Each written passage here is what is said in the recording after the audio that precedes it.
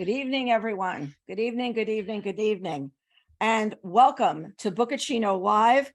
Sorry for a little bit of delay getting started this evening. We had a little tech glitch that we had to sit and work out. Hi, I'm Carol Fitzgerald from readinggroupguides.com, a website from the Book Report Network. And we are so excited about this event that we're bringing you tonight. So I am also the host of the video podcast series, Book Reporter Talks To. And last year I had the pleasure of talking to Marie and Victoria about this book. And so many people watched it and so many people were so interested in what they were doing. We said, we've got to get them back as one of our book club guests.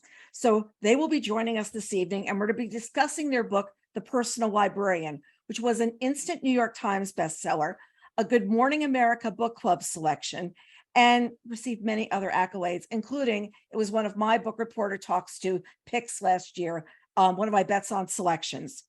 So I had the pleasure of talking to them last night before. So the format tonight is going to be a little bit different. I'm going to begin with a discussion with both the authors, asking them a few top line questions, and then a few members of the audience who have already given us their questions in advance will be joining us on screen to share their comments as well. And then we're going to take questions from the audience in the Q&A down below. So we're going to make sure that Q&A is open right now. Please put your questions in the Q&A because Tom Donadio, our fabulous editorial director, will be searching in there for questions as the evening goes on, and we will do those towards later on in the program. You can chat among yourselves. We'll make sure chat is open so that you will be able to talk to everyone during the event and chat amongst yourselves. So with that housekeeping behind us, we're going to welcome both Marie and Victoria to the stage.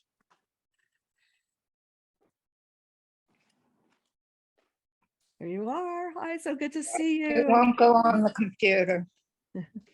Good to see you. No, it's been a while. I think we just Yes. have to kill our big PowerPoint and we're ready to go. Here we are. How are you? I am so excited to see you again. Oh my gosh, me too. It's been a while. It's been so long since it's been in person and a little while since it's been the two of us. Exactly. We've all been hanging out. And then Yes. next week I hear I'm going to see you in Morristown as well for the Morristown Festival of Books. So I am super lucky right now. So excited. I can't wait. It's so exciting to get to go back to some of these events that we haven't had for so long. You know, it's really thrilling. In person. And what we're loving about tonight is that we're able to bring this event to people across the country. And that to us is a really big deal to be able to do. So they could be chatting amongst themselves down below. Greg, our producer this evening, will make sure that's open. If you've got questions, they're going to be dropping them into the Q&A, and Tom Donadio, our editorial director, will be our voice of God later on doing the questions from the audience. So we're going to start out. Marie, I got a question for you. From over the years, you've discovered so many interesting women. I mean, you found these people that we just missed for years and years. Where did you discover Belva DaCosta Green? How did that story come to you? Oh, geez. Well, Belva DaCosta Green came to me when I was a disgruntled lawyer, commercial litigator in New York City. I was working at a humongous law firm. This was many decades ago. And I would wander around the cultural institutions of New York. I especially loved the Morgan Library. And I happened to be in there kind of escaping from my workaday life one day. And I happened to come across a docent. Now, I had been in the library many times before. It is gorgeous for anyone who's listening, who's ever been there. It has one of the world's best collections of rare and priceless manuscripts, but it's just stunning in general. And I had been there, loved the collection. And I happened to, as I said, ran into this docent, and she mentioned that this incredible kind of world-class book collection hadn't just been assembled and curated by J.P. Morgan, for whom the library is named and who created it, but by a woman. And of course, I became, instantly excited to hear about Belva DaCosta Green. And I kind of have this running list of historical women that are so amazing and important.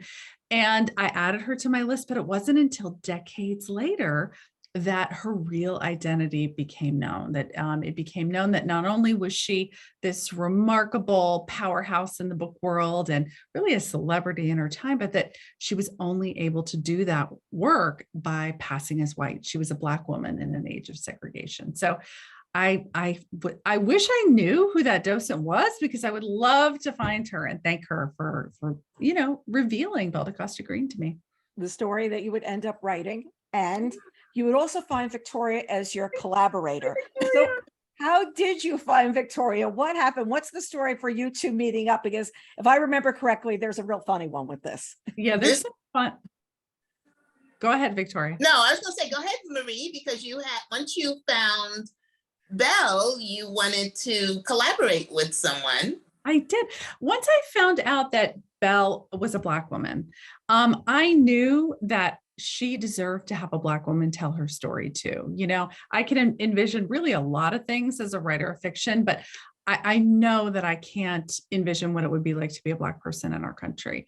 And I happened to be reading one of Victoria's books at this time, Stand Your Ground, which is for anyone out there who hasn't read it yet, obviously they're going to be purchasing it. But it's this really masterful look at this terrible crisis in our country of the shooting of young Black men. And Victoria looked at this issue from the perspective of the women in this really moving, important book. And I don't know, I had this bold, crazy idea. I wondered, would she be interested in maybe exploring Belle Costa Green with me? Yeah, and so that's what happened. So from that point, Carol, Marie sent a summary, a synopsis, a 3-page synopsis. But there are a couple of things about this synopsis. It was single space, and I'll never forget that. And my agent didn't tell me anything. All she told me was, this might be something I want you to be interested in, and just read it. That's all. I knew nothing. So the first thing I did was Google Marie, because I didn't know her. And I found out that she wrote these wonderful books about women lost in history. Yeah, but what does that have to do with me? I write contemporary fiction. And then, I saw a picture of her, and I wondered if she had seen a picture of me. And so I called my agent back and I said, is Marie looking for me, or is she looking for a different Victoria Christopher Murray? So my agent said, she knows exactly who you are. Can you just read the proposal? And I'm a little embarrassed to say, and Marie says it was 4 months, but it was about 3 months. It took me about 3 months to read this proposal, because the first page was just about JP Morgan, and I was not interested in that man at all. And so finally, when my agent said no one is too busy to read 3 pages, I went back, finally sat down and read it. The second page got more interesting because there was this woman that came up. And then I always tease Marie. She hid the lead. Like maybe she thought it was a screenplay and this was going to be like the cliffhanger for next week. Because the last paragraph was the thing that moved me, when she said no one knew that Belle Costa Green was Black until she passed away. I could not get to the phone fast enough. And that's how it started. Thank goodness I didn't lose you. Thank goodness you got to that last paragraph. Oh my goodness. Maybe next time you need a pull quote up on top. Hi, I've learned a lot from that, Carol, for sure. But it was only 3 pages. That's the part I love the best. It wasn't even a deep manuscript. 3 pages. No. 3 pages. So, Victoria, you've done collaborations before. Marie, this was something new for you. It was. So how did you work together? Did you write part of the book and then send it to Victoria? What happened? Because on all this time you're waiting for her, are you writing? Well, I mean, I will say that Belle kind of inhabited me for a long time, right? So certainly by the time Victoria had read that treatment that I sent her, we had our conversations. I had certainly done a lot of research on Belle Costa Green, and I had a sense of the really wonderful beats of her story. But when it came to actually writing it, that was something that was 100% collaborative. I mean, Victoria, let me back up a second. I learned a lot from Victoria from day one. From day one, she told me that, she had done collaborations before, and that you needed to be flexible for the process, that each book is different, each collaboration is different, and you kind of need to find your way to that process. And as Victoria would describe me, I'm a reformed litigator. Like I'm the queen of flowcharts and to-do lists And timetables. yeah, it didn't always work like that. But I'm so glad that she taught me that, because it really opened us up. I feel like, I don't know what you think, Victoria, but I feel like it opened us up to the possibilities and the way the story was shaped by our conversations and our friendship. And if I had, kept to my flowcharts, I don't know that would have happened. Yeah, because I'm not a flowchart person at all. Yeah. Like I don't even really believe in deadlines. I think they're just suggestions. Yeah. And so where Marie really believes in them. And so it was really great how we came together. And like Marie said, we really wrote every word of this book together. We would talk out every single chapter, we would say, okay, this is what was going to happen. We would talk about it maybe like in chunks of 5 or 6 chapters. And then Marie would write one part, I would write another part, and then whatever part we wrote, then we switched it and gave it to the other one to just add her part to it. And that's where it was really great, because Marie and I are so different in how we write and our strengths. I mean, it really does. Marie always does this. It really does. We fit together this way. Because Marie knew a lot about historical fiction, especially the language. And I was writing contemporary fiction. So there were times when I wanted Belle to say to JP Morgan, "What's up, dude?" And so I'd send her. By the time Marie got that, she would just kind of, put her historical fiction brush over it. Whereas, and then I'm a little bit more descriptive on certain scenes, like there was a scene where Belle is having her first encounter with Bernard. And so Marie would write it that they went into the room and closed the door. That's never going to happen with me. We have to be so we really were so good for each other. Oh, in so many ways, beyond the pages of the book too. Yeah. So wait a second. Did you hit the deadline is the question. Yes. Oh my God. Marie refuses to allow me to miss the deadline. I can't take it. I'll be like, okay, so how's it going? Like, please. Even with our second book, we made the deadline. Yeah. And we're going to talk about that second book later on, because we want to hear more. We're going to leave that towards the end to get everybody still hanging around. You know what I mean? But I do like that that's the deadline collaboration. Your agent may be asking you for other times of collaborating with Heather. Just have Heather work with you on your deadline. On my other one, because I never turn any books in on time. Never do anything on time. Never do anything on time. I love it. I love it. We're going to have Debbie Moore join us right now. Debbie has been with us for so many of these Book Reporter talks to video podcast evenings where we are having our book club. And I'm welcoming her back because she's always got really good questions. So Debbie, what have you got for us tonight? Well, I have to say my first question you pretty much just answered, but I find it very funny because I'm also an attorney. So I understand about deadlines. You feel me, because if you miss one of those deadlines, like you have it drilled into you that your client could, lose a case. That looms over your head. But I'm sorry. Thank you for asking questions tonight. You're welcome. I was so interested in this story, and Belle spent her life working in a male-dominated profession, and her boss was certainly a prime example of that. But what do you think was more difficult for her? Hiding the fact that she was African-American or not being taken seriously because she was a woman? I know. That's one we've never gotten before. And I love that, Debbie. Debbie's always good with the good questions. Oh, good. I think you said which was more difficult. I think it would probably have to be the fact that she was hiding the fact that she was African American, because if it was discovered, it would change their life. And because there were people who were lynched for that. Right. So I think that would probably be more difficult. I think she felt she could handle any man.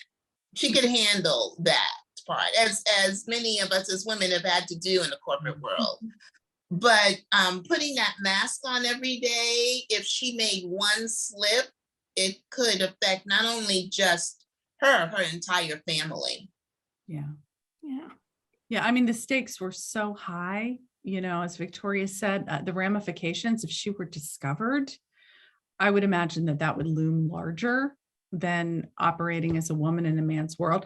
But that said, I mean, Victoria and I both, Victoria had a whole huge successful career as a businesswoman before she turned to writing, much like I, had a career as a lawyer beforehand. And, that's another area of similarity between us that really helps us manage our books and everything. But we drew upon those experiences being certainly the only women in very male dominated worlds. But as Victoria said, Belle Costa Green, she could handle it. She could handle that. She was Yeah, she amazing. can handle it. She really could. Did she ever talk about this experience to anyone during her lifetime outside of her family? Did anyone know? Do you want me to take it? I mean, Yeah. we don't think so. There's certainly no evidence remaining. We have a scene in the book where she burns all of her letters and journals and such. And that's true. She really did burn all of her correspondence and everything before she died. And she instructed everyone in her world to do the same. Fortunately for us, or unfortunately for Belle, Bernard Berenson didn't agree. And his are really the only letters of Belle's that exist in any number that aren't a very professional type. So, it seems as though she didn't. Yeah. She certainly would have been able to talk to her family about it, and I'm sure she did.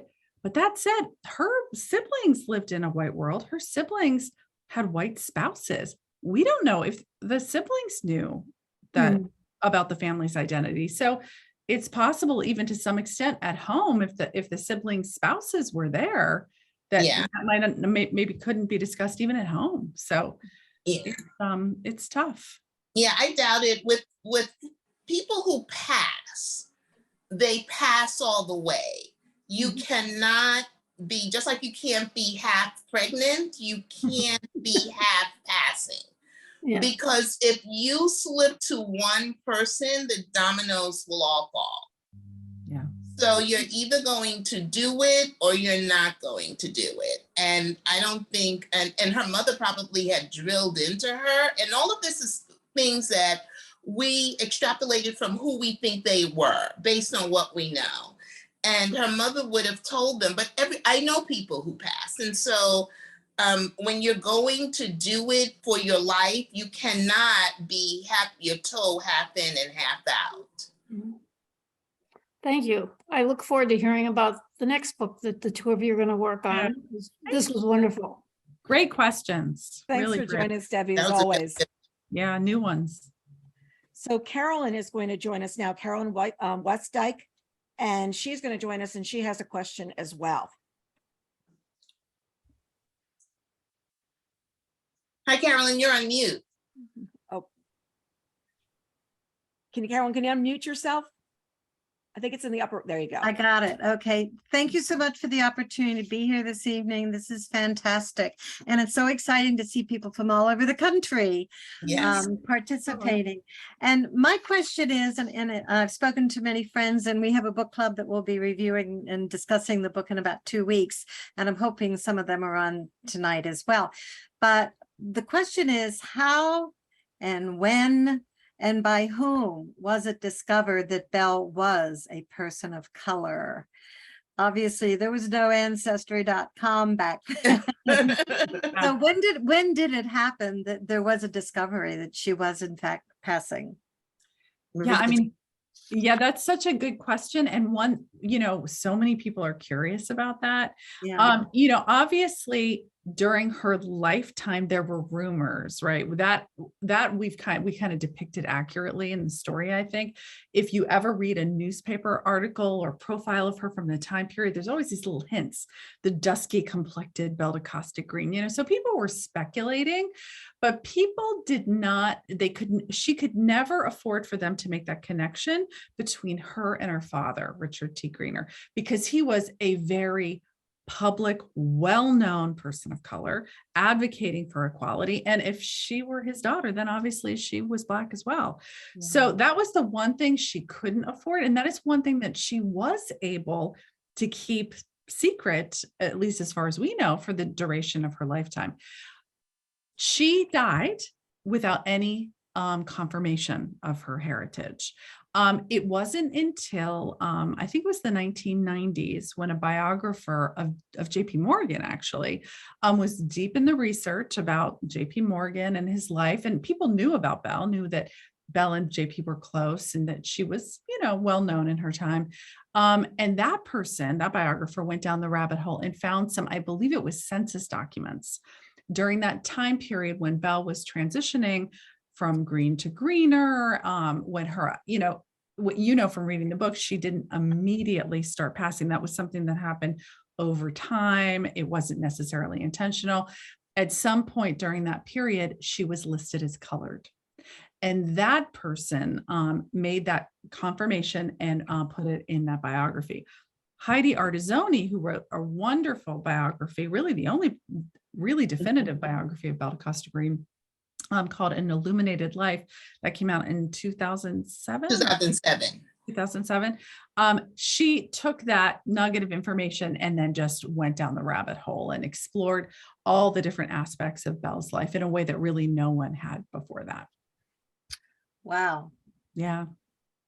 So really, it took a very long. It took a long time. Yeah. As you said, there was no ancestry.com. She would never have been able to get away with it today. Oh yeah, never. Because of social media, she wouldn't have been able to get away with it because people knew them in their past life. She wasn't born passing for white. So there were lots of reasons why it wouldn't happen today. That was the perfect time for that to happen. Yeah. Great. Thank you. Thank you. Thank you. It's really interesting to see how the times would also be a reason that you could do something like this. Like you said, with social media, with somebody also wanting to uncover something about you. I always say that if I did something bad, who in the family would want to go out and talk about me and get on Extra or whatever, because want to go out and tell your story. And people don't want to often keep people's secrets. And every once in a while you get these things revealed. And it happened 5 years ago. That's because somebody was now ready to talk, ready to share. Right. That's right. So we've got a question from Jackie Gillamella. She shared some questions I'm going to ask on your behalf. Here's one. Did JP Morgan know Richard Greener and did they ever meet? Do you know that? Do you know anything about that? Go ahead. Yeah, we did. Yeah. So when Richard T. Greener, the whole family moved to New York because he had a job in New York. He was made, I think it was treasurer or secretary of the association to create the Ulysses S. Grant Memorial in New York City. It's there today. I think it's in Riverside Park. He was hired to basically be the primary person running that effort, that endeavor.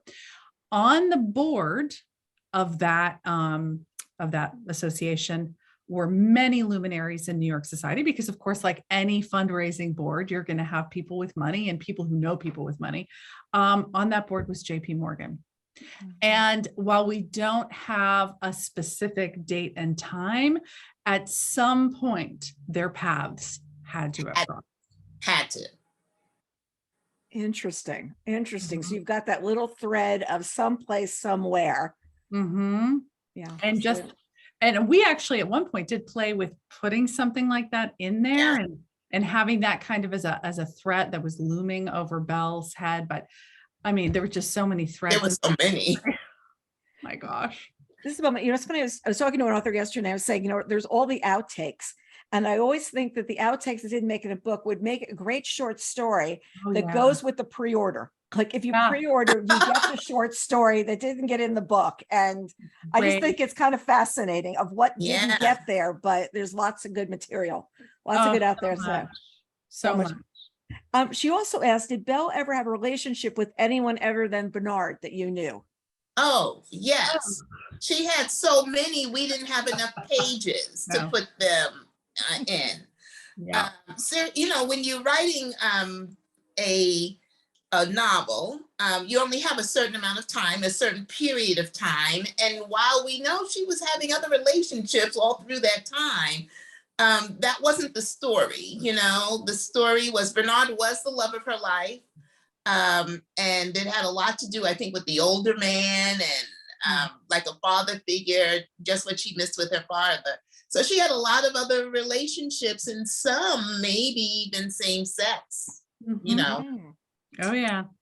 I mean, at a certain point, you have to decide, as Victoria said, what is this book about, right? And where is the focus going to be? But my goodness, there were lots of relationships. Yeah. And I'm sure there were times that Victoria was going, could we just go there Oh, and yeah. drop this one in? And Heather going, For "No." 100% Marie's going, "No." sure, Carol. For 100% sure. Can't we just have one more little One juicy more. nugget? No. Yeah, we actually did put another one in there with the young guy, but we didn't name him or anything. But we Right. wanted to show that there was something else going on. We just couldn't spend a whole bunch of time doing that. And there was a couple scenes where JP was like talking about the rumors of different relationships she's had. And then she does mention people, but she kind of went through them like water. I mean, really, very few of those other relationships had the impact on her life that JP Morgan did on a non-romantic level, and Bernard Berenson did on a romantic and a non-romantic level. So we kind of had to stick with the primary focus. But that was a good question. No one else has ever asked us that. No, that's a good one. We've got a good group, everybody. I mean, You we've got the really sharp do. people here. Yeah. We've got sharp No people. one's ever asked us that. Yeah. So now we're going to have Marilyn Probiner join us as well. She's got a question. So Marilyn, I always love the way our people pop on and off. Marilyn has to start her camera. I'm having trouble seeing you. We hear you. You want to flip your camera on. I think Greg maybe gave you a note to do that. There Okay. you are. Okay. Good. Hi, Marilyn. Unfortunately, I submitted my question such a long time ago. I don't even remember what I asked. I think it had something to do with her mother's influence and how it prepared her for the job with JP Morgan. Yeah, that's a good question, because her mother really influenced her, even especially in the passing, because it was her mother's idea. But I think what her mother did is something, how you've often heard about Black parents having the talk with their sons about how to. There's another talk that we don't talk about, and I don't know why, but everybody I know, and I've had this talk, every mother sits down with their children and says, you have to be 3 times better just to be considered equal. And I remember saying to my mother over and over, that's not fair, that's not fair. And she was like, well, it's not fair, but you have to be 3 times better just to be considered equal. That's the way it is. And I think that would be something that Belle's mother did. And that's something that Marie and I tried to show in the book. How Belle could come in as tired as anything from a ball. And even though nobody told her that she needed to learn these other languages, her mother said, you've committed to this and we're going to stay up together and do it. I think her mother wanted her children, she wanted the best for her children. And after she had already taken them away from their family and taking them away from what they knew, she wasn't going to do this halfway. They were going to go all the way. They had made enough sacrifices. And so for all the sacrifices they made, she was going to make their life as perfect as possible. Marilyn, actually, your question was about Belle's mother instilling those virtues. Example, women never run, they walk. And how did these virtues given to Belle help or hinder her? So there's what you came up with. And I think it was a really interesting question to talk about. Did they help her, or was she going to have to go beyond some of the things that her mother was saying at this point in order to get ahead, in order to pass, in order to do whatever? I think they helped her. That was the foundation. Yeah. That was the foundation. And some of those parts were easy to write because, of course, this is fiction. So we all draw on our own experiences. And so some of those parts were very easy to write, lessons passed down to me from my mother and grandmother. I think too, there was a point at which Belle had to your question, whether they helped or hindered her, at a certain point, she had to carve her own path, right? She had this foundation from her mother. It got her to the point where she could get that job with JP Morgan, and they did help her navigate her day to day. But suddenly Belle was operating in a realm that was so rarefied, that was so singular, so wealthy. It really operated almost by its own rules. And so learning from her mother how to make a quick study of the room, make sure you adjust yourself accordingly. She carved a path that maybe didn't follow the stricture set out by her mother of always being the lady, being soft-spoken. She actually had to do the opposite of that so that people would never suspect her of being Black, right? If you are a bold individual, well, at that time, that would have never been, kind of in keeping with being a Black woman, right? So she, at a certain point, that the lessons of her mother had to be, I don't want to say put aside, but had to be modified in order for her to really work in this particular, very unusual setting. You just reminded me of something my mother used to say. It was be kind, be sweet, be attentive, and don't forget your manners. Right. Be sweet, be attentive, and don't forget your manners. So Yeah. you figure when you're walking out the door, it was like, that's the kind of thing you heard as you were leaving. Yeah. Kind, be sweet, attentive, don't forget your manners. So there you go. That's beautiful, Carol. Thanks for joining us, Marilyn. We appreciate your question. Great question. Angelica is joining us from Mexico City. Wow. which I find really, really Love lovely. that. So Love it. here she is.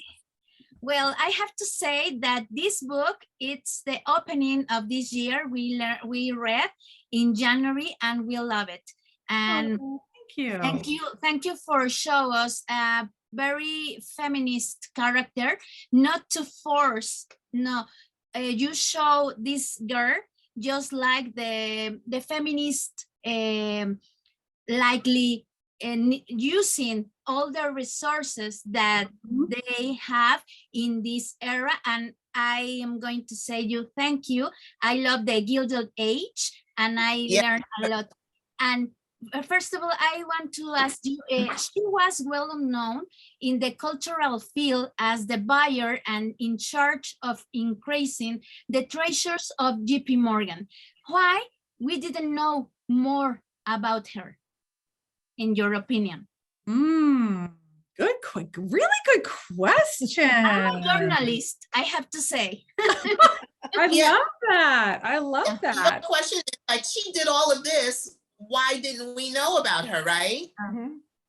Well, that is basically why I do the work that I do, Angelica. My mission is to excavate these women from the past who've done unbelievable things and have left these crucial legacies, but no one knows their names. No one has really given them the credit for what they've done. And my personal view is that one of the reasons that happens is because until recently, we've had a very narrow view of women and their capabilities.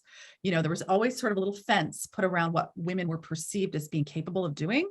And most of the women who've done great things weren't inside the fence, right? And so people wanted to keep that quiet because otherwise other women might come outside the fence and do other things too, right? It's a way of maintaining control. It's a way of maintaining power. So I think until recently, when women said enough of keeping us in the fence and not telling other people about all these magnificent women who were already roaming out there, right? Already doing these incredible things. Then it's only now that we're really learning their stories. And that's why I've been doing what I do in terms of all the women I write about. And now Victoria's doing too. Yes, now I'm doing it too. And that's one of the things I've discovered as I was looking for other women to write about. Sometimes they just erased them. I mean, they just erased their names. I just couldn't believe it, the things that I've been discovering about women doing different things. For example, the March on Washington, everybody thinks that it was Martin Luther King. Had nothing to do with him. It was women who put that together. And nobody, and their names were just erased from history, just erased. Mhm. Amazing to me. Yeah. Well, you think Yeah. a lot of times you see a movie and you'll see there's a woman who's the secretary or the assistant, and she's reading the room the whole time, and she's moving everything like this, but the men get all the credit for what's going on. Yeah. And meanwhile, he'd never get out the door, there, this, get the Exactly. right call, etc.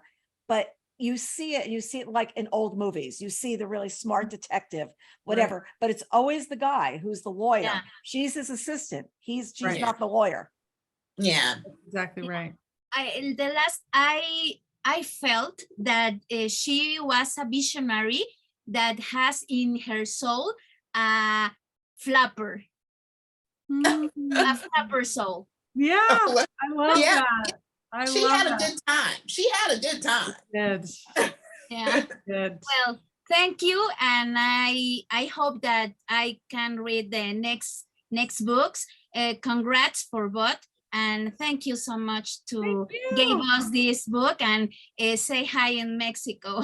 Oh, thank Thank you you so much. so much. Thanks so much, Angelica. Nice to have you with us. And Thank now you. we've got Terry Kalo who's joining us. Now I'm going to share something about Terry before she comes on. She shared something that Far Away, the Personal Librarian, is her favorite book of 2022.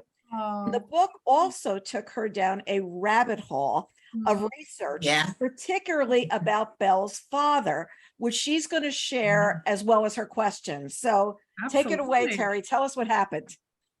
Well, I happen to be, hi everyone, first of all. I happened to be in Charleston, South Carolina at the time. And to me, the father was this larger than life character, but he was always looming in the background. And yet he influenced so much of her life that I wanted to know more about him. And wouldn't you know it, my rabbit hole led me to the Charleston Public Library downtown in the Carolina room.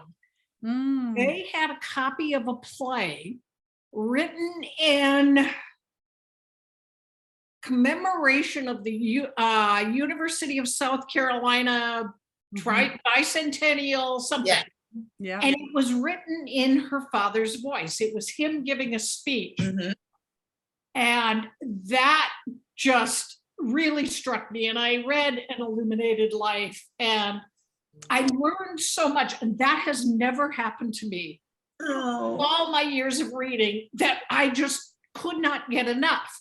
Well, toward the end of all of that, and this is my second question, actually, I stumbled upon the Morgan Library's upcoming exhibit next year. So I'm going to come back to that after I ask my first question. Okay. Which is, the novel featured several relationship themes, none of which were about a traditional marriage. But Belle and her father, Belle and J.P. Morgan, Belle and Bernard, they all shaped her life. But she also had an awful lot of losses. Her father, the unborn child, J.P. Morgan's death. How much do these themes drive her decision to burn all of her papers? Ooh. Another good question. Wow. Okay, do you want to go, Victoria? Yeah, we don't know why. And so both of us can answer this. So, because I'll be interested to see how Marie answers this too. We don't know why she burnt the letters. Again, we have to just pull out what we think based on what we know about her. And so what I believe, and I think Marie does too, but what I believe is that she really loved the Morgan Library. She had put all of this work, all of this time, everything she had, that was her life.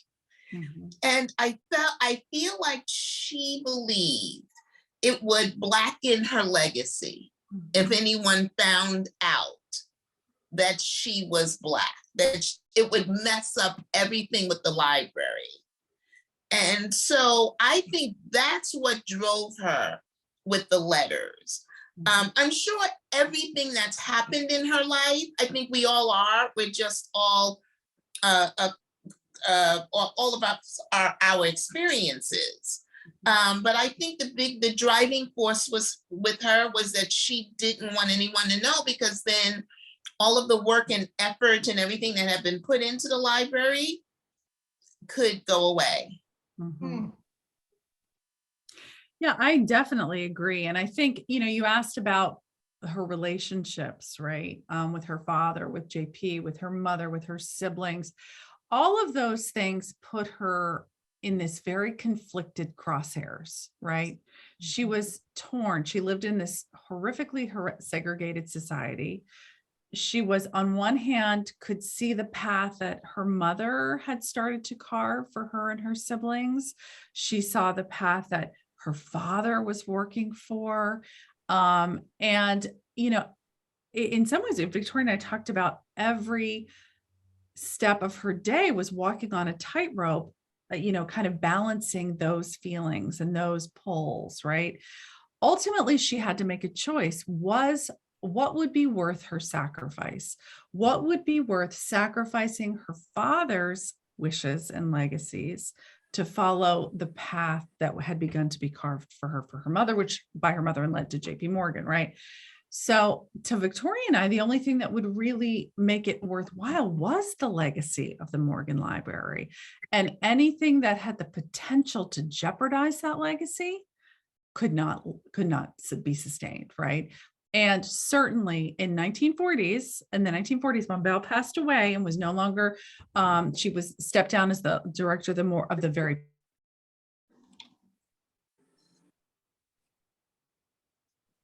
I think very segregated world. And if Belle's identity had been known, that would have really undermined everything she had worked for. That legacy that she worked so hard for, and the sacrifices she made might have been for naught. So I don't know. I think those are the two parts of that. So that leads me to my latter question.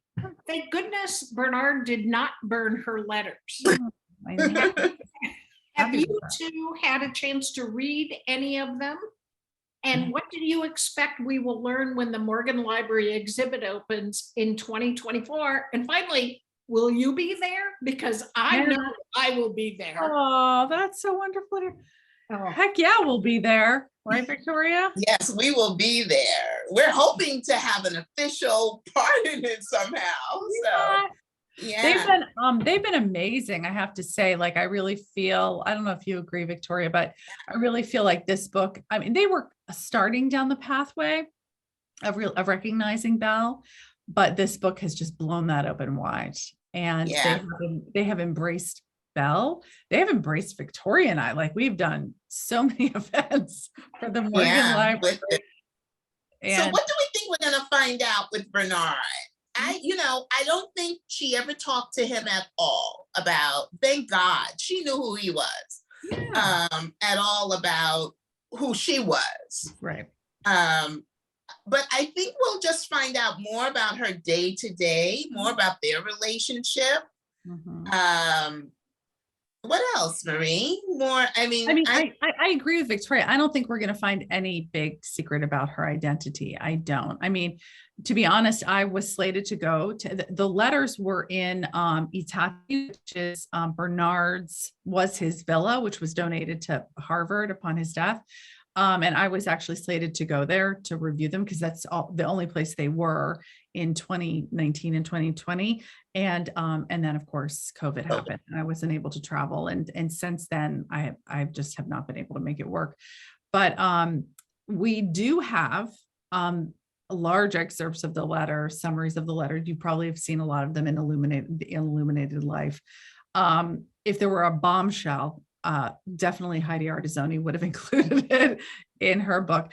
I do think, like Victoria said, we're going to get to hear Belle's voice more closely. And that's what I look forward to most, just the cadence of her speech. Those letters were like diaries for her. That's how she wrote them, right? Little snippets about each day. And so I'm really looking forward to that. But I have to say one other thing. You started out talking about being in Charleston and going down the rabbit hole of yes. Victoria and I, just a few weeks ago, we were the Richard T. Greener lecturers. They have a lecture series now at the University of South Carolina, where he taught during that brief period of desegregation. Right. And It was wonderful. it was unbelievable. I mean, we got to visit where he lived and the library he worked in, and meet people who have been assembling his documents from all over the country. And they're just so vested in celebrating his legacy. The people who created this huge, how big was that statue? Yeah, I don't know. 12? What? At 1 to 12. Yeah, huge statue of him on campus. It was great. It was like magical. It was so amazing. Which is kind of ironic because they didn't pay him, did they? No, they did pay him. It was in the last like year and a half. They were having financial troubles. So he did not get a salary. And then he sued them and afterwards to get back paid. All sorts of stuff. They did pay him. Good. Well, thank you for a marvelous journey down the rabbit hole. And for all that you both have written.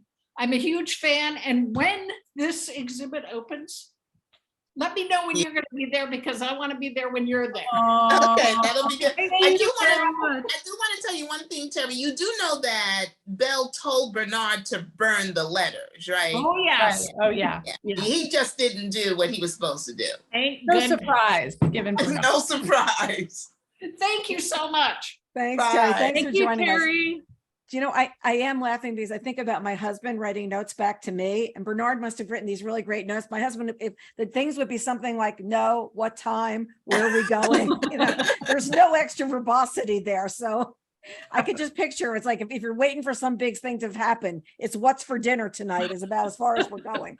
It is really funny how life has changed, the way people used to write, like, you know, the entire story of their lives. Oh, for sure. We've got Cindy Roselle could not join us tonight live, but she asked the question, did the book Passing help you at all in your research? Did either of you read Passing?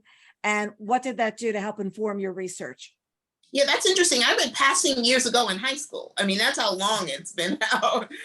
So I didn't reread it because I was able to draw on my personal experiences with knowledge about passing. But Marie, you read a book, right? I can't remember the name of it. And which affected us in a way. Very much so. Yeah. Yes, I did read Passing. I read it like Victoria years and years ago, but I did reread it because unlike Victoria, I don't have personal experience with passing. Mm-hmm. I don't, know anyone personally, or at least anyone who has discussed with me until Victoria, their personal experiences with passing. And so I wanted to be as close to Belle's experiences as I could, right? And so I reread that, and then I read a book called A Chosen Exile by I think it's Allison Hobbs. Does that sound familiar, Victoria? Yeah. And it's a nonfiction book. It's a deeply researched book that investigates accounts of people who passed and the experiences that they had. And I think it gave me, and in talking to Victoria, I think it was helpful for both of us to understand all the various ways in which passing, especially for people who passed as, in every aspect of their lives, the sacrifices that they had to make. Mm-hmm. I personally hadn't thought through things like, you really had to cut off all your ties with your family of origin. What? You couldn't see or be close to people.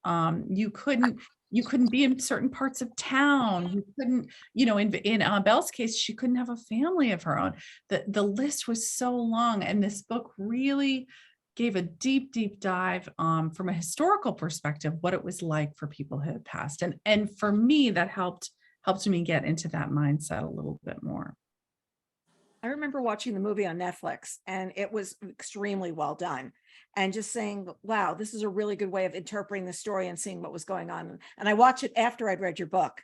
So it probably was Tessa Thompson in the lead, because it was probably Passing, which is based on the Noah. Yes. Book. Yeah, that's exactly Passing. Yeah. That's an amazing movie. It's really amazing film. I've got another question. This is from Sheila Natwa.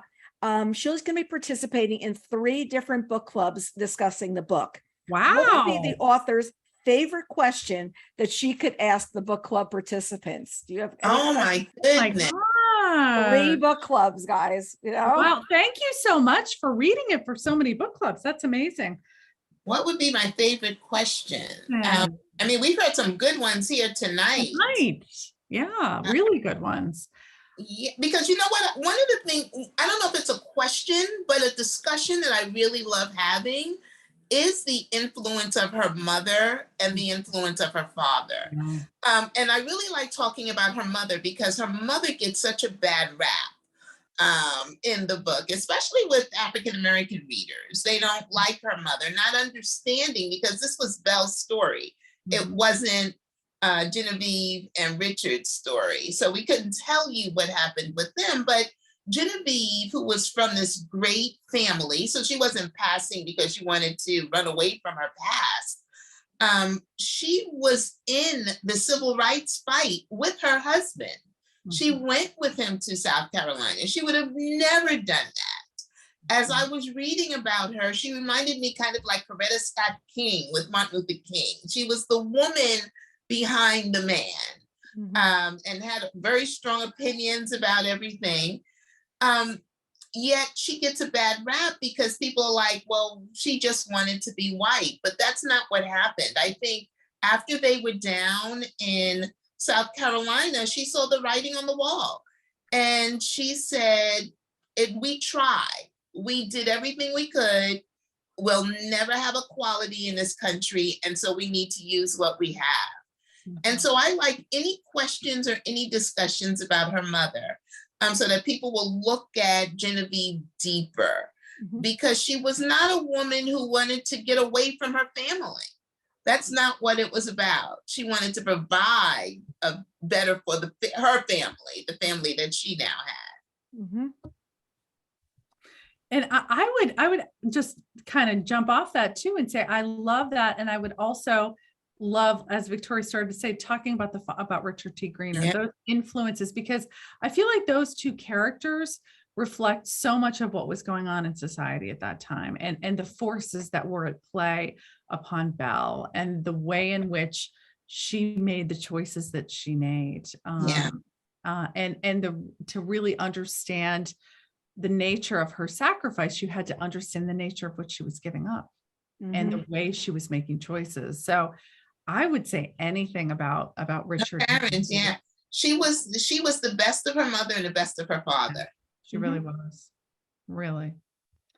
With that, we're going to go to some audience Q&A, because I see a number of questions have made their way. I'm seeing 50 questions have made their way into there. Tom Donadio, our editorial director, extraordinary editorial director, is going to be going through and finding questions that we haven't discussed and bringing them to us. So Tom, take it away. Yes, we have a lot of really good questions here. Helene asks, do you think JP Morgan knew Belle was Black and chose to keep it quiet for various reasons? Yeah, you know, another thing, that was a great question. That was a question that I think Maria and I talked about for 6 months. Because I can say this, I know when she walked into that interview, I know he did not know she was Black. She came to him on a white platter. She came to him from Princeton University. Where it wasn't integrated. So she came on a white platter, but we don't know. We don't know what he knew and what he didn't know. It could have been one of two things. We always say he either didn't know because he was kind of busy. You know, he wasn't listening to rumors. He was kind of like saving the United States economy. So he didn't sit around talking to his friends about this, or he did know and it didn't matter by the time he found out, because she was so valuable to him and he loved her. Yeah. And he had just a few women in his life too. I mean, he was juggling a lot besides the wife. You know, he was quite the philanderer. Also, just to add, at some point, like we don't know what he knew. We don't think he knew when he hired her, but at some point it didn't matter. And guess what? If JP Morgan said you were white, you were white. It didn't matter what you looked like.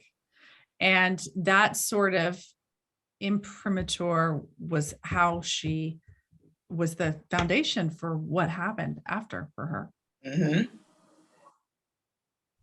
Linda asks, you indicated there was some sexual tension between JP Morgan and Belle. Is that based on any facts? Mhm. Yeah, I think the only dialogue in this whole book that is real is Belle was interviewed by a journalist who I don't remember the question, but kind of like, were you ever involved with JP Morgan? And her answer was, we tried. And so Marie and I, for months, said, what does that mean? Right. What does that mean? But it would be hard to imagine that she was attracted to such powerful, older, smart men. It would be hard to imagine she didn't have an attraction to him. And she wore a skirt. It was Right. Would you agree, Marie? Oh, 100%. I mean, first of all, he was a very well-known philanderer. I mean, of epic proportions. Those stories we told about the rotating cast of characters, that is 100% true. That's not even half of it, right? And certainly she was a beautiful woman. She was attracted to older men. Women were very attracted to JP. I can't say he was the handsomest man around the block, but he was engaging. He was obviously rich. He was powerful. He was very smart. And they appreciated so much about each other. So we don't know, but what we did, we took that we tried and we really ran with it. We played out a whole bunch of different scenarios as to what that looked like. And the one that's in the book is the one that felt truest to our characters, right? Because we write fiction, right? And these are fictional people inspired by real people, but that's what felt true to us. Mhm. We have a couple of questions about Belle's father. Jackie asks, what did you find out about him that you did not include in the book? And Ruth asks, was he really the first person of color to graduate from Harvard? Yes, he was the first person of color to graduate from Harvard. He was an experiment they wanted to see, but he was the first Black graduate from Harvard. What did we find out that we didn't include? We didn't expand on it, but we were able to put in little bits. We didn't put in a ton about his time in Russia and his Japanese common law wife and family. That was like a whole can of worms, and would have opened up. I mean, we hinted, we touched on it, but didn't go in too deep about how Belle would have felt about that, because that's really complicated. And I don't think we did a good enough job. Well, not because it wasn't his story, right? But he was really famous during his time. And he was an activist, and we didn't have an opportunity to show how he was equal to Frederick Douglass and Booker T. Washington. He just didn't have anyone to carry his legacy forward when he passed away. Because if everybody passed as white, then they can't sit there and say, oh, let me tell you about my dad. Let me tell you what he did. Yeah. Very, very true. We have a question about Belle's mother now. Patricia asks, was there any evidence that Belle resented her mother for deciding for the whole family to pass because Belle missed out on marriage and having a family? Again, I don't think we don't have any evidence of how Belle felt about passing at all, good or bad, positive or negative, benefits, sacrifices. We can only surmise, based on what our fictional Belle did and didn't do, based on accounts of what people have struggled with passing, based on Victoria's family's experiences and people that she knows.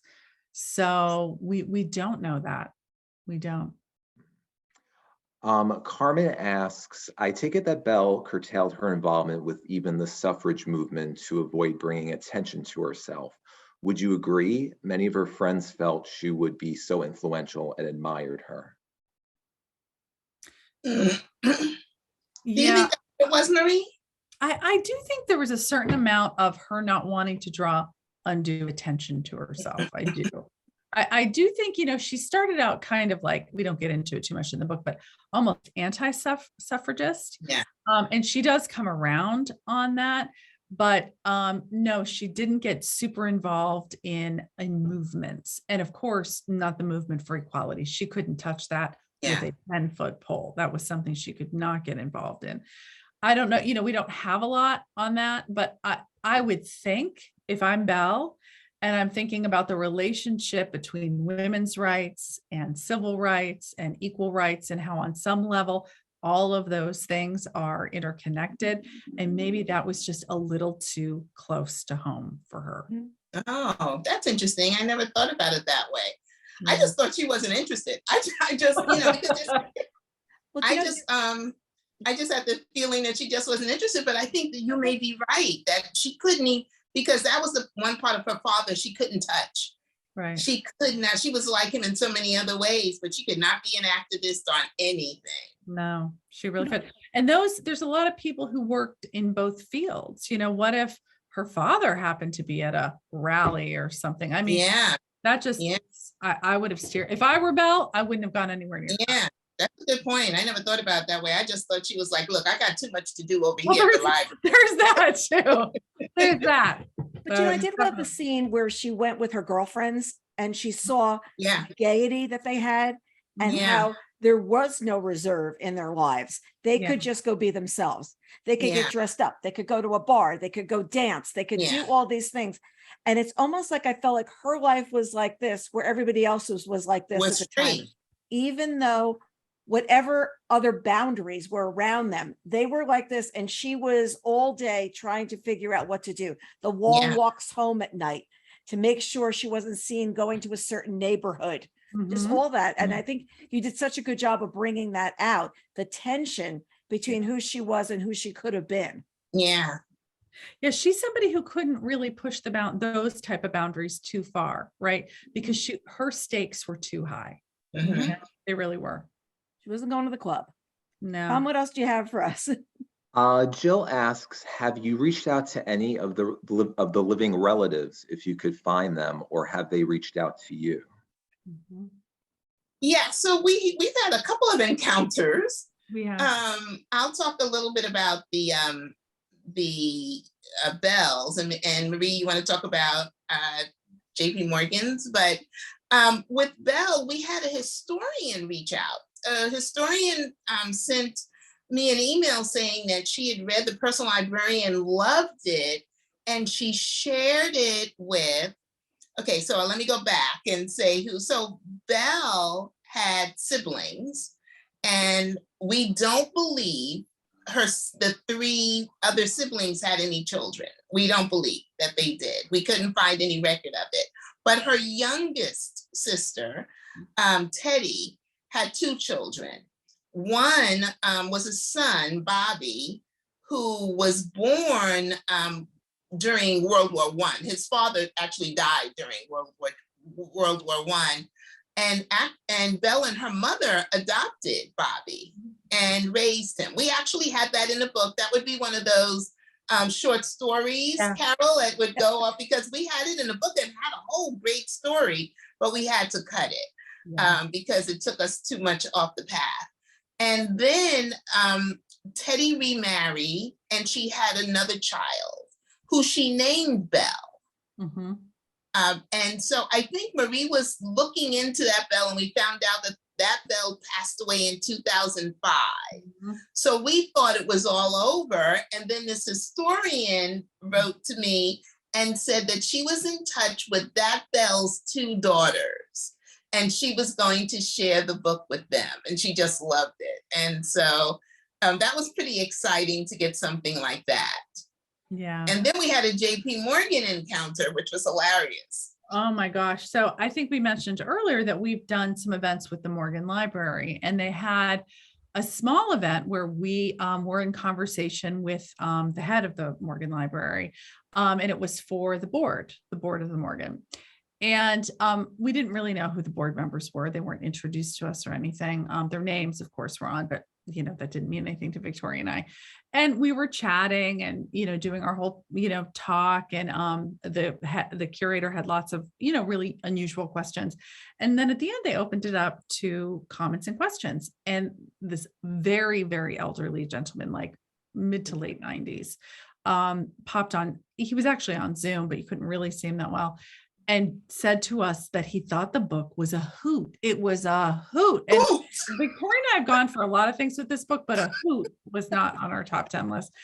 And then he proceeds to tell us what we got wrong and what we got right. And what we got wrong was that Anne, JP Morgan's daughter, was actually much nicer than we depicted her. Okay. And that Jack, JP Morgan's son, was actually much more awful. He was super, super boring.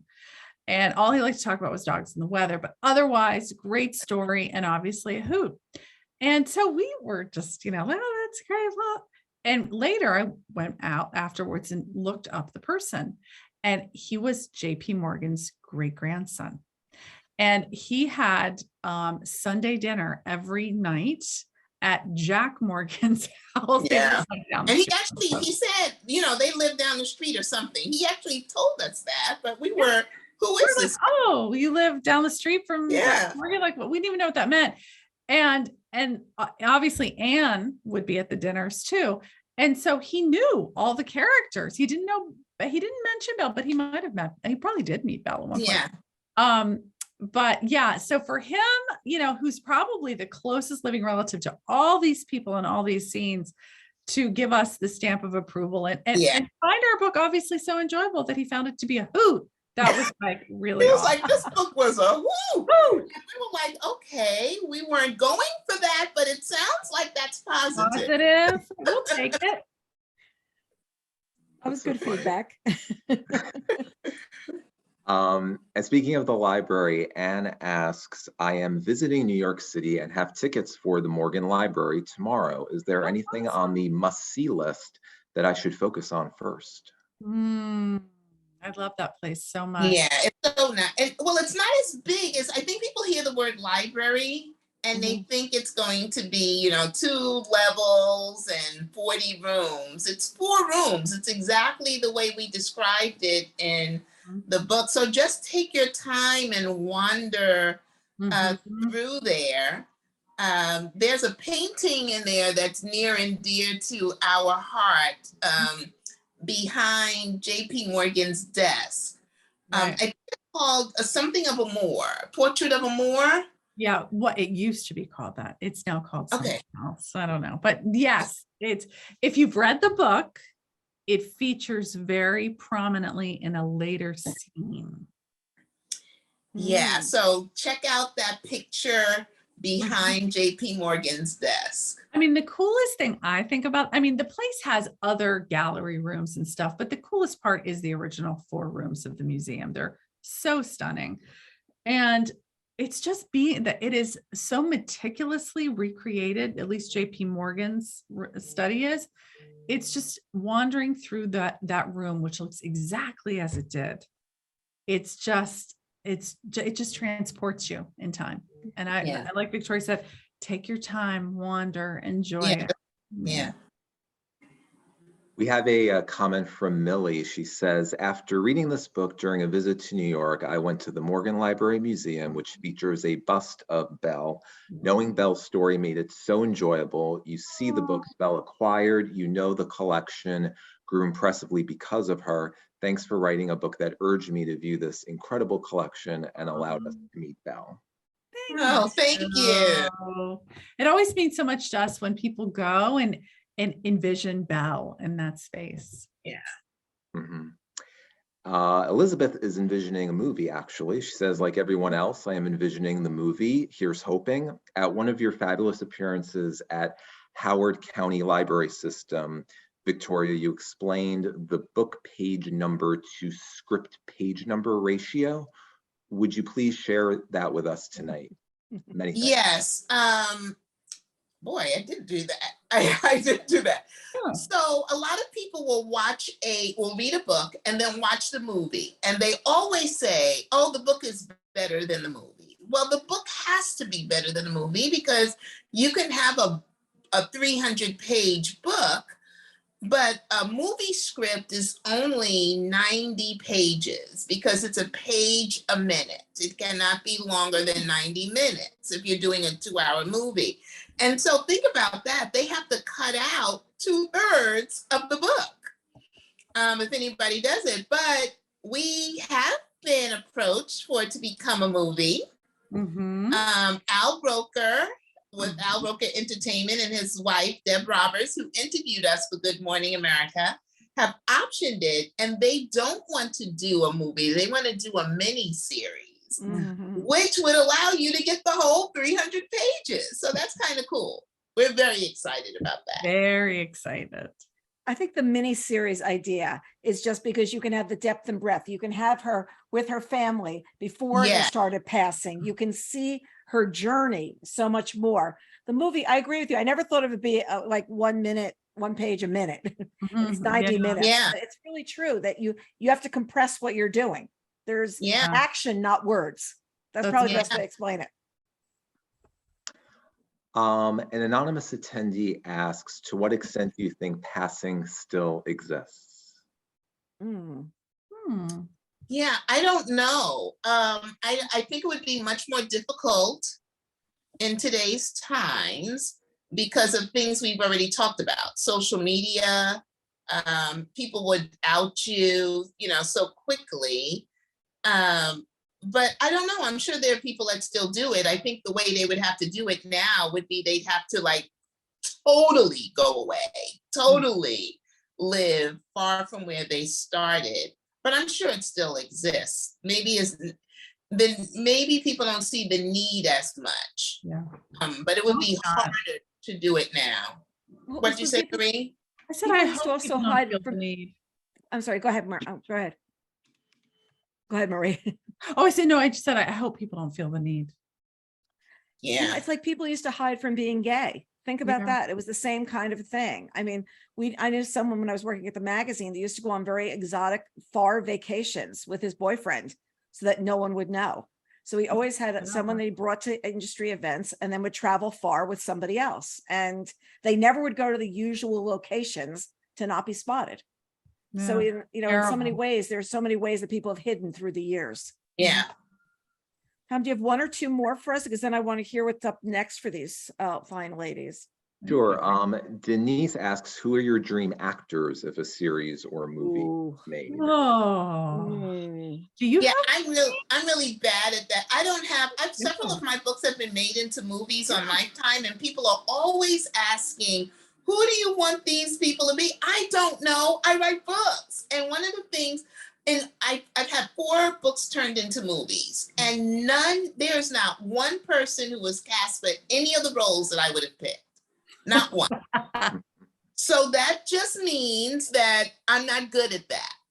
Yeah, I'm not either. So I don't have any dream people. Do you, Marie? No, I mean, there's a million talented actors that I could imagine in the roles. But no, I don't have that kind of gift, I can't walk into a house that needs to be renovated and see how it could. I just don't have that kind of vision. Yeah, I don't have that. Yeah.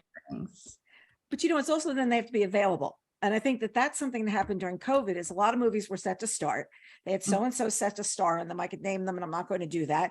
And then all of a sudden those people are now not available because they're doing the next movie or some other big offer came and they were booked for a certain amount of time. Yeah.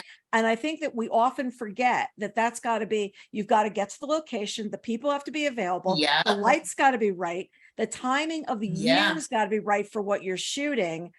And a lot of times, just because of the last 2 years of COVID, things just haven't gelled.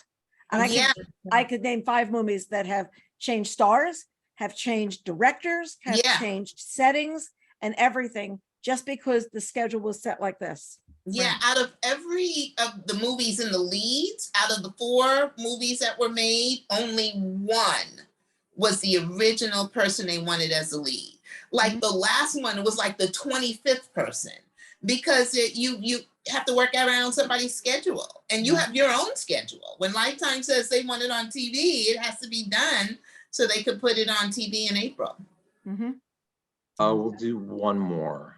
Okay. Barbara asks, did you come across any information on the mentoring of Dorothy Minor by Belle DaCosta Green?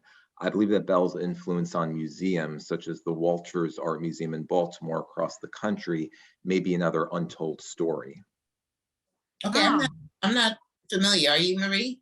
I am familiar with that relationship. It's first of all, great idea for another book. I'm just throwing that out there because people do always ask us if we're going to write another book about Belle and her life, because she did so much outside the scope of our book, right?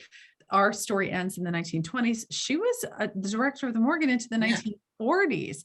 So that sort of relationship happened outside the scope of what we were talking about, but absolutely it would make a great book. There are so many things that Belle is responsible for in terms of the workings of modern libraries, in terms of specialty museums, in terms of museums in general, the way that experts are used, the traveling exhibits.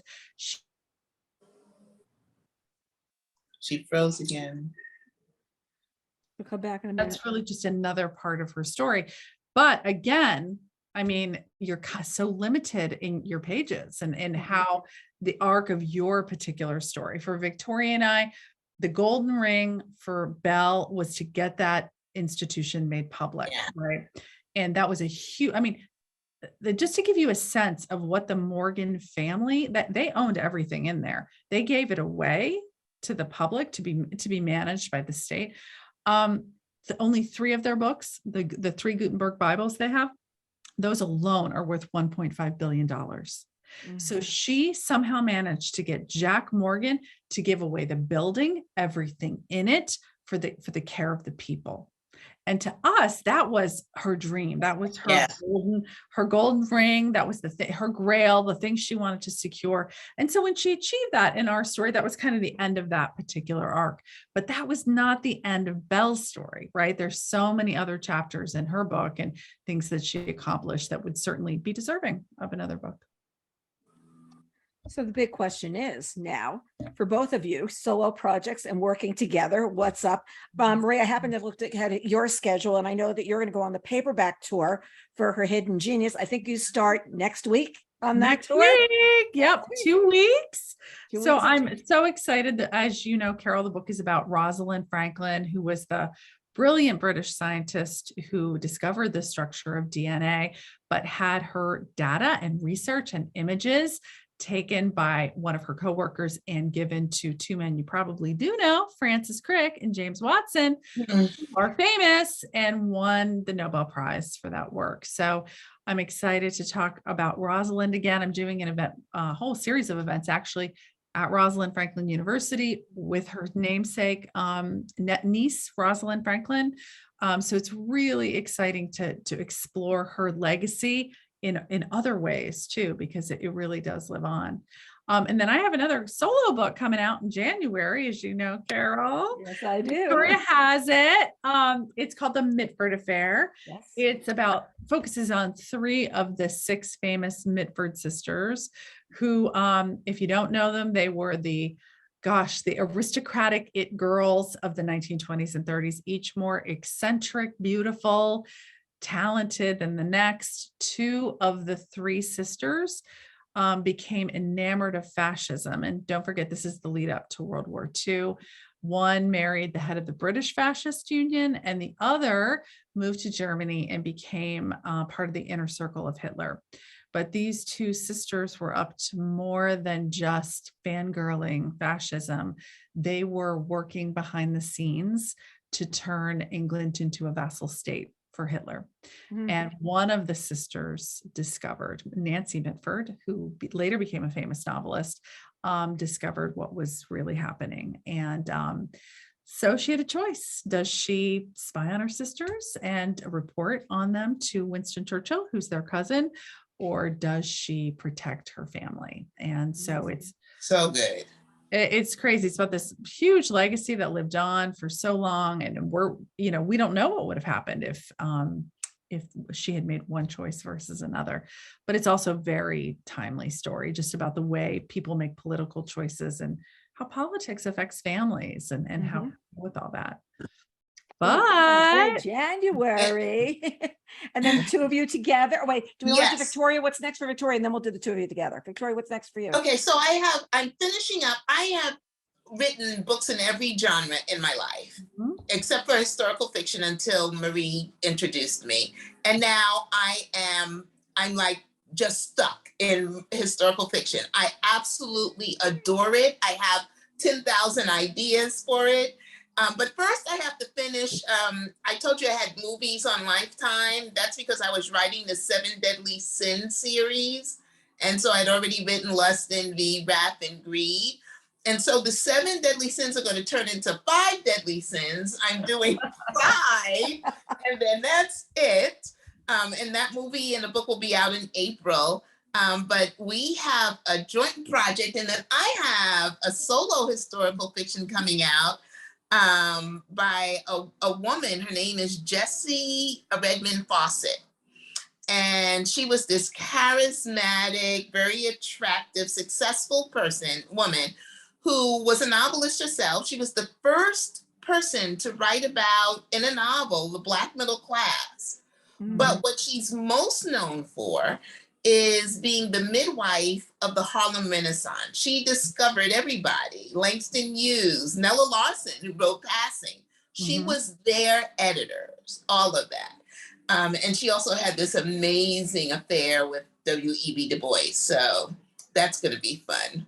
And what's the so title of that? good. What's the title? I don't have a title. Okay. I don't have a title, but Marie told me that she'll help me. I don't have a title. I can get write one. 300 pages in a book, and I can't come up with a 3-word title of anything. Okay, here's the new Oh, question. you're Are you so hitting your hard. deadline? Are you hitting your deadline? Okay, I'm going to hit the deadline for this. I promise Oh, Marie, but Marie won't be in this, but I know she'll be calling and texting and saying, are you on that deadline? Because she believes in deadlines. they are And real. She's trained me so well. But we have a book coming out before that next summer. Okay. It's called The First Ladies. I just love writing with Marie. Can I just say that? Oh, I mean, not just because no. if she were not here, I would say the same thing. This woman is my sister. I talk to her about everything now, absolutely everything. And this book was really proof that we talk about everything. So it's called The First Ladies, and Marie, over to you.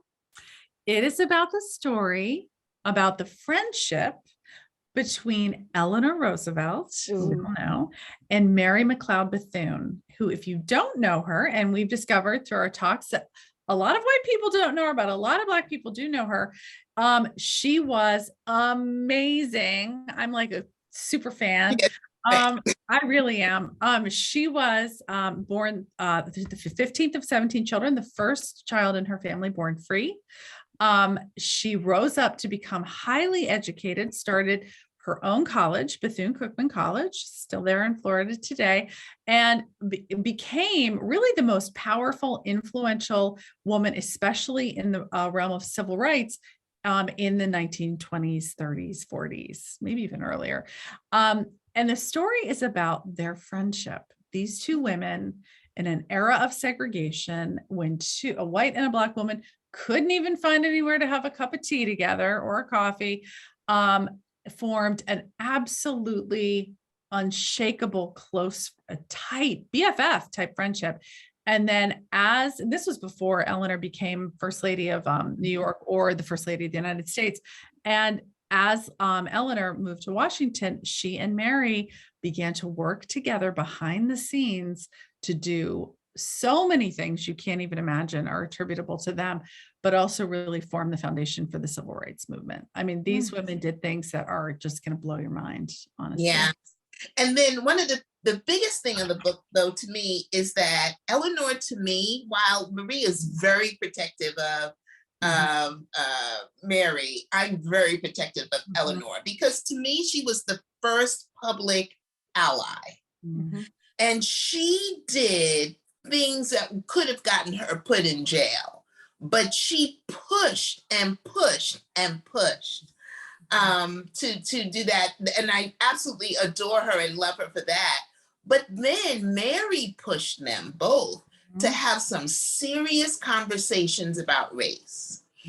And Marie and I often kid around, though we're only kidding a little bit, when we say this book is like semi-autobiographical, because we put in a lot of the conversations that we knew they had to have that we've had. We've had some conversations where Marie is just way too careful, and I pushed her in this book. And then we discovered up until like a few weeks ago, the differences that we have that still astonish us, that we could look at the same situation. And because we're so close, we think, oh no, we're going to see it exactly the same way. And we don't. Right. It's amazing. It really is. We just want to invite people into, the sorts of conversations and relationships that we have been so fortunate to have. Yeah, we just want people to have what we have. And people have come up to us and said, I want one of you. I know, they do a lot. Is it coming June 27th, 2023? Is that the right date? You think? Sounds good. I don't know. Is that somewhere out there? We know it's going to be in June, but it may be out there already. Yeah. They may be out. Well, we're not further. Always the first to know. Yeah. We're doing books further and further in advance. That's all I can say. Cover reveals for books 9 months from now. I'm like, really? Is this where we're headed? Yes. Because the big accounts want them. And that's what I think everybody needs to know is the big accounts want to be able to have that information. And we want to make sure that the indie booksellers at the same time are the ones that are reading, blurbing those books, getting the enthusiasm going as well. So that is, will you come back and talk to us then? Will we a good enough audience tonight? Of course. Of course. You're going to have us back because, sometimes Marie and I don't know how to behave because we just love talking to each other. If you haven't noticed, we just, it's kind of like it's just the two of us chatting sometimes. So should we just be, I'm just like the referee in the middle. There's one night, there was they asked me to moderate a conversation with 3 authors who will remain unnamed. And they talked the whole night. And every once in a while I said, can I ask a question? I come in with a question. So you actually have been very good because we have been about to ask questions. And they actually said to me, could we come on the show and we promise that we'll let you talk? I think I may know who that 3 are, to be honest. You probably could guess. I think I know them. Yeah. They're really, really funny. Really funny. Team W. There you go. Team W. Know them well. Thank you so much for joining us tonight. It has been such a super pleasure. For having us back to this. This is wonderful. Wonderful. We want to do this book club kind of setup again with you again. We definitely want to do this because we would love to do it. Absolutely. We get to bring the audience back in with us. And this also that this tonight will be a reminder. We're going to make this evening's talk available on YouTube and the podcast next week. So we'll alert everybody when it's live. Thanks to both of you for being here tonight. Oh, thank you. That's a pleasure. If it can't be in person, we got to do it on Zoom, Exactly. And for you reaching out to people across the country tonight, because that was Mexico. And Mexico. What can I say in Mexico? Yeah. South of the border. A reminder to everybody, we have about 140 Book Reporter Talks to Author interviews available on YouTube now, either on the Book Report Network or wherever you listen to podcasts. And we're going to stay on top of what we're doing with Bookaccino Live, stay on top of it with our newsletter, sign up for our newsletter. And we're now going to reveal who our next author is going to be. She will be joining us on October 27th. So I'm going to have Greg do the big reveal. And this has been a secret till now. Oh, Joyce Maynard. And we are going to be talking about her book, Count the Ways. So that'll be October 27th at 8 p.m. Sign up for that. We'll be ready tomorrow. So we hope that everybody comes back and joins us for that next week. We'll send out a reminder. And once again, Victoria and Marie, thank you. Thank you, Carol. Thank you so much. Have a good evening. You made the night really special. Thanks so much for being a part of it. And to everybody in the audience, you were a great audience. Thanks for your questions. Thanks for all in the Q&A down below. We appreciate it. We're going to share that Q&A with the authors as well, because there was a lot of really good love going on there. Oh, we would love that. So thanks so much, everybody. And we wish you a good night. Thanks for being with us.